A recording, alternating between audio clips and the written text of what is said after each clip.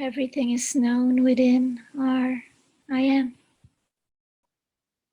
Be in clear state with truth in knowledge who I am. Listening to the still small voice of calm within us that is our soul, and acting upon it. Knowing of the unknown.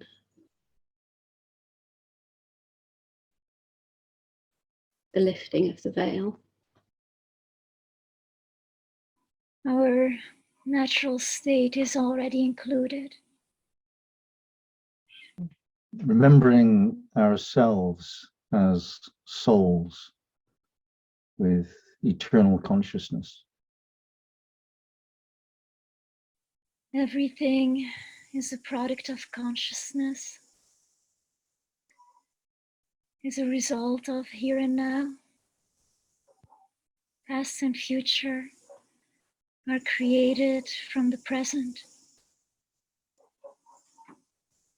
There is only the perception of our I am, and the nature of all perception is accepted.